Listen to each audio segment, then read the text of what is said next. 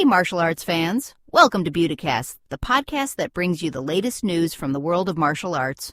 We're here to discuss what's happening in the dojo, the ring, and beyond.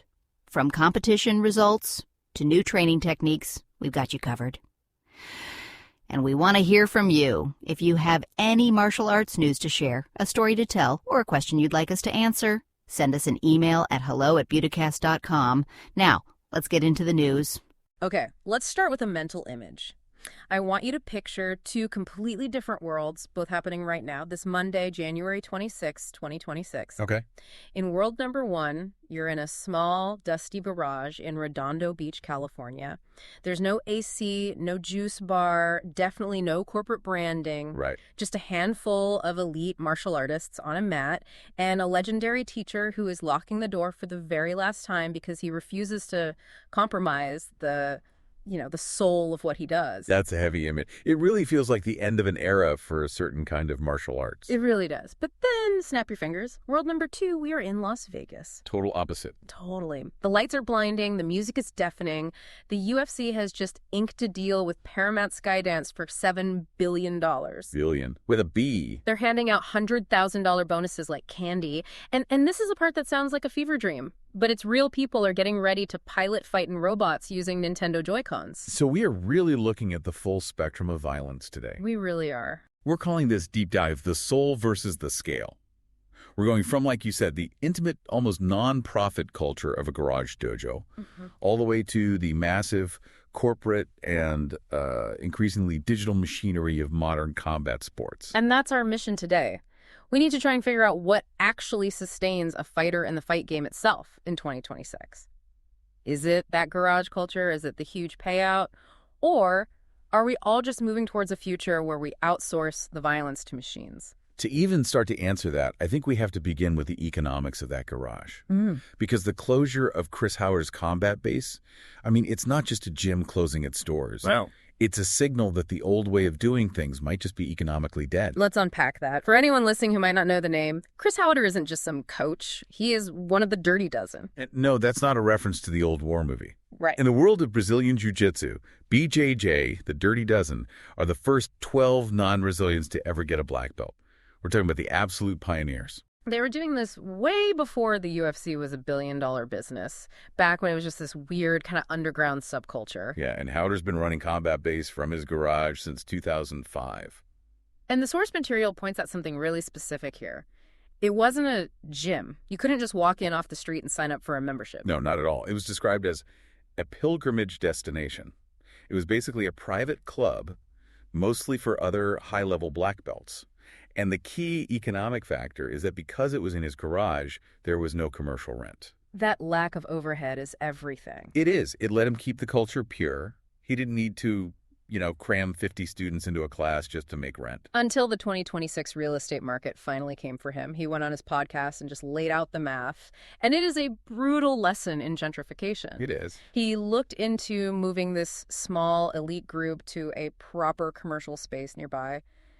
The rent. $6,000 a month. $6,000. And that's just the expense side. Okay. The opportunity cost is where the math gets really, really ugly for him. How so? He estimated that because his whole model is so selective, moving to a public space would actually make him lose another $4,000 or $5,000 in income.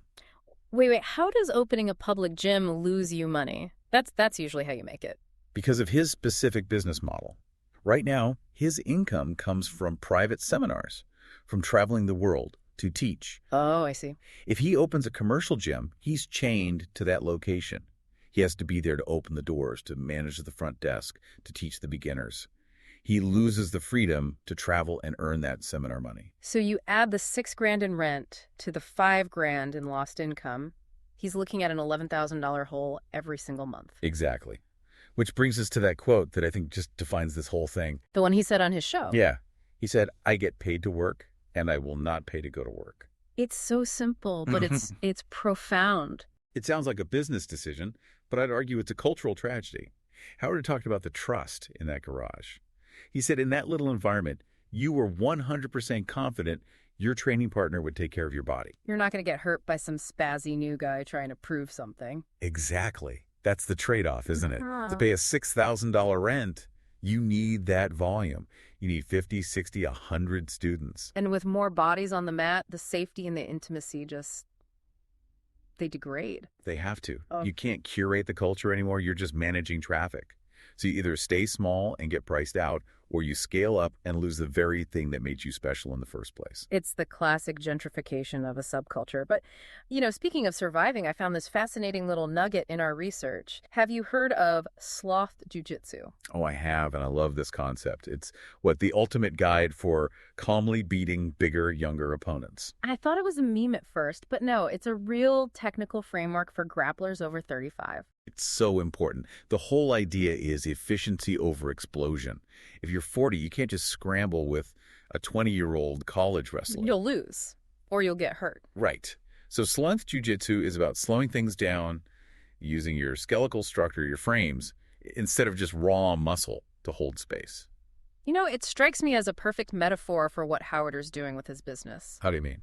Well, he's refusing to scramble. He's refusing to play that high-speed, high-cost commercial gym game where he knows he's at a disadvantage. He's applying Sloth Jiu-Jitsu to his whole career, just calmly stepping away to preserve his longevity rather than getting crushed by the market. That is a brilliant connection. Yeah. He's choosing survival over a Pyrrhic victory. But, while Haueter is stepping away from the mess, the world of professional boxing is doing what it always does. Which is? Diving headfirst into the most chaotic, emotional mess it can possibly find. Yes, let's pivot to the Daily Bread mailbag. For listeners who don't follow boxing that closely, Stephen Breadman Edwards is a trainer, and his column is basically a masterclass in boxing psychology. And this week, he got into a topic that's practically Shakespearean: fathers and sons. This is all about the Brian Norman situation. Brian Norman Jr., he's a champion. He recently split with his dad and trainer, Brian Norman Sr.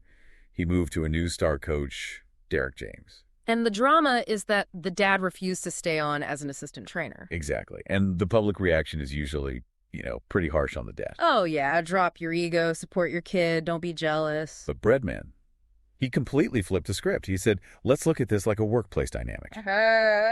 Imagine you've been the CEO of a project for 20 years. You built it from nothing. Then suddenly you're demoted to middle management and you have to report to some new guy running your project. Would you stay? Probably not. When you put it that way, it's not just ego, it's professional dignity. And Breadman points out this dark, tactical reality. He says he's almost never seen a former head trainer successfully stay on as an assistant. It almost always leads to sabotage. Sabotage. That's a strong word for a father and son. It can be subconscious, though. Think about it. If the fighter starts losing under the new coach, the dad, who's now the assistant, might subtly undermine the new guy. Oh, don't listen to him. Keep your hands low like we used to. Exactly. Because if the new guy fails, it proves the dad was right all along. It's a fundamental conflict of interest that just poisons the whole training camp. Boxing really is just a soap opera where people get punched in the face. It is. But the interpersonal drama is nothing next to the financial drama. The mailbag also brought up that old story about Prince Nassim Hamad and his trainer, Brendan Ingle. Oh, this is a classic, the cautionary tale. It is. The rumor is there was a handshake deal, nothing written down, where Ingle took 25% of all of Naz's earnings. And that's 25% off the top, right? Yes. And most people hear that and they just scream robbery. Well, yeah, the standard trainer fee is 10%, so Ingle was taking more than double. It sounds predatory, especially because this deal started when Naz was just a kid. But Breadman broke down the math, and I have to admit, it kind of changed my mind. How? It's all about the hidden costs. Okay, so in a normal setup, you pay a manager about 20% and a trainer 10%. That's 30% gone. Okay, right. But back in the amateur days, which can last a decade before you turn pro, who's paying for the hotels, the gas money, the boxing shoes, the tournament entry fees. The family. Or if the family doesn't have money, the trainer puts it on a credit card. Exactly. The trainer is working for free, investing time and capital. So Breadman's argument is, if Ingle was acting as both the manager and the trainer, and he fronted the investment for 10 years, then 25% is actually a discount. It's a discount. He was doing 30% of the work for 25% of the cut. It's the venture capital model of fighting. You invest in a startup, the kid knowing 99% will fail. But when one becomes a unicorn, like Prince Nassim, you expect your equity to pay out. The problem, of course, is that handshake deals rely on honor. And when millions of dollars show up, honor has a tendency to just evaporate. Speaking of money and honor evaporating, let's talk about the current promoter dysfunction. You've got Oscar De La Hoya publicly negotiating purse splits for his fighter, Virgil Ortiz.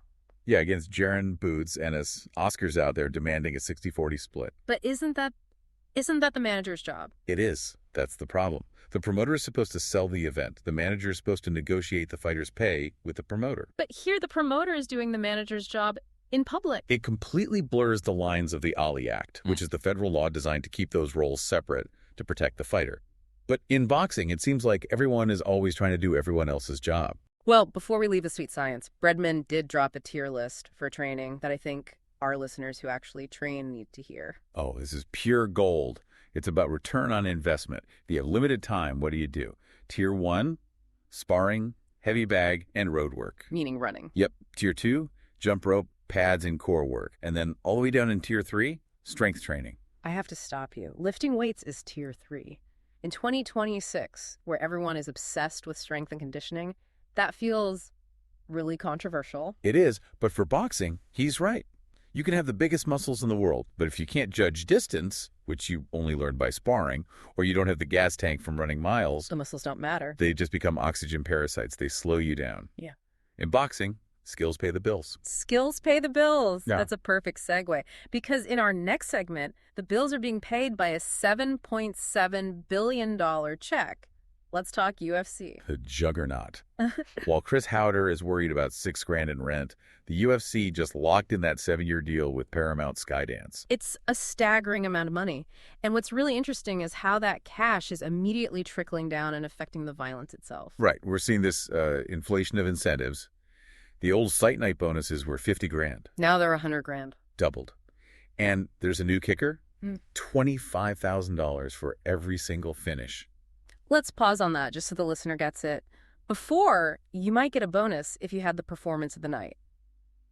Now, if you knock someone out or submit them, you are guaranteed an extra $25,000. Guaranteed. Think about what that does to a fighter's psychology. Mm-hmm. They are weaponizing the pay structure. Yeah. They're paying a premium to ensure the fight doesn't go to the judges. It completely changes the risk-reward math.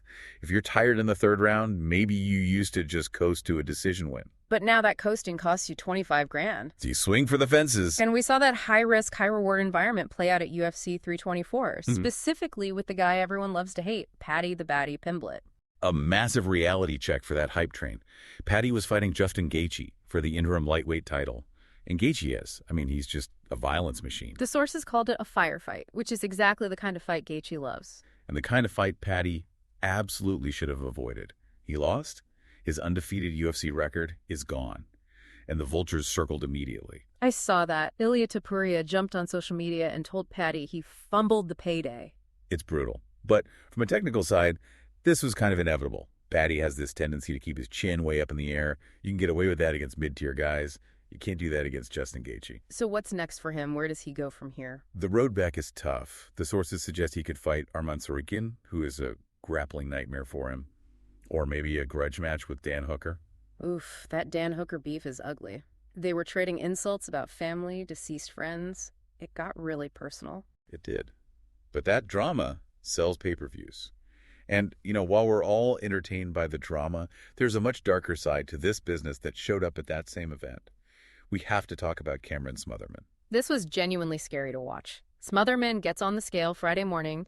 He makes weight 135.5 pounds. Yeah. He steps off, takes maybe 2 steps, and just collapses. Just drops. And here's the great contradiction of the sport in 2026.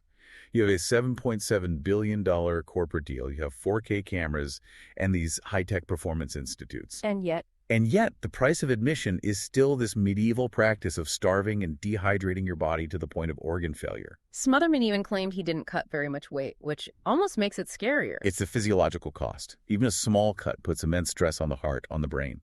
When you're dehydrated, the cushion of fluid around your brain shrinks, which makes you way more susceptible to concussions. It just raises this huge structural question. If the UFC has billions of dollars, why haven't they fixed weight cutting? Why are we still watching athletes collapse just to get to the starting line? It feels archaic. You've got this shiny Paramount Skydance logo, and right underneath it, a kid is passing out on the floor. It's the business of violence hitting its physical limit. The human body just hasn't evolved as fast as the business model. Well, maybe the solution is to stop using human bodies. I think I know where you're going with this. We have to talk about the future, or the two possible futures we're looking at. First, you've got Dana White trying to fix the past with Zuffa Boxing. Right. Dana's been teasing this for years. He wants to apply the UFC model to boxing one promoter, the best fight the best. Their first show was, a little flat. But they did sign Jai Opetaia, the cruiserweight champ. And he's fighting March 8th at the Meta Apex in Vegas. The Meta Apex. The name alone tells you everything. Is that still humans punching humans? The other future is, well, it's called Ultimate Fighting Bots, UFB. I honestly had to double-check the source on this to make sure it wasn't satire. It's 100% real. UFB 5, Humanoids versus Vegas. They're taking over the BattleBots arena, but these aren't, Roombas with saw blades on them. No, these are humanoid robots. And they're piloted by humans in real time. It's the movie Real Steel come to life. The pilot can be sitting in San Francisco wearing a VR headset holding Nintendo Joy-Cons. And controlling a robot avatar that's inside a cage in Las Vegas. Yes. They're pitching it as the next evolution of sport, fusing the digital and the physical. But let's connect this back to Cameron Smotherman collapsing on the scale. Right. If you have a sport where your athletes are getting brain damage and passing out from dehydration. The robot is the logical solution to the safety crisis. It completely removes the physical risk. No weight cuts, no CTE. You could fight every single weekend because you're not waiting for a concussion to heal. It's sanitized violence. But does it have a soul? And that's the question we started this whole thing with. We began with Chris Haueter in his garage saying the real value of his gym was the trust, that human connection. Exactly. In the garage, the stakes are physically real, but the community protects you. In the UFC, the stakes are financial, and the risk is, total physical ruin. And in the UFB, the stakes are just hardware. If a robot's head gets knocked off, you just buy a new part. It feels like we're just sliding down a spectrum. We went from, I won't pay to work, to I'll pay you a bonus for a concussion, to log in from home and smash a robot. And money is the driver for all of it. Money pushes the soul out of the garage. Money complicates the loyalty between a father and son. And money drives corporations to find scalable ways to sell violence. And nothing is more scalable than a robot. It forces you to ask, what are we actually watching for? Are we watching for the skill, the technique, or are we watching for that human element? The fact that someone is risking it all, physically and emotionally, right in front of us. If you take that risk away, is it even fighting anymore? Or is it just a very expensive video game? That's the question I want to leave you with today. As we see these billions of dollars flood into this industry, are we moving towards a future where the violence is just outsourced to machines? And if we get there, will we miss the dust and the sweat of the garage dojo? Or will we just be happy that nobody is collapsing on the scale anymore? A provocative thought. Think about what you would pay or refuse to pay to do what you love. Thanks for diving in with us. We'll see you next time. That's it for this episode. Thanks for joining us to talk about the latest in martial arts. We'll be back with another round of news, stories, and insights. Until then, remember to train hard and stay humble. And don't forget, if you have any news you'd like to share, you can always reach us at hello@budacast.com. Now go practice your forms.